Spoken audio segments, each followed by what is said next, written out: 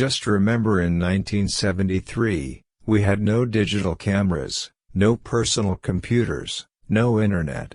The thought of putting a billion transistors in a cell phone was ludicrous. You should not be a slave to your telephone. The technology is there to serve you, not the other way around. Wireless is freedom. It's about being unleashed from the telephone cord and having the ability to be virtually anywhere when you want to be.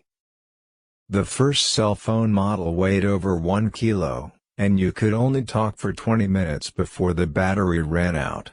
Which is just as well, because you would not be able to hold it up for much longer. The more we learn about new communications, the more capacity we need, and that is going to keep going on forever.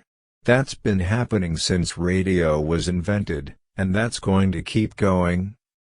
People thought I was crazy thinking about a phone you can just put in your pocket. When you are doing one thing, talking on your phone, texting, whatever, you are automatically not doing something else. What is the greatest scarcity in the world today? It's not oil. It's time. Time is precious. Don't throw it away.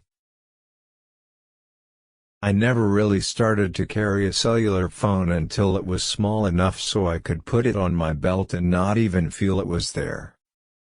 The best way to get people to think outside the box is not to create the box in the first place. Whenever you create a universal device that does all things for all people, it does not do any things well. We had no idea that in as little as 35 years more than half the people on Earth would have cellular telephones, and they give the phones away to people for nothing.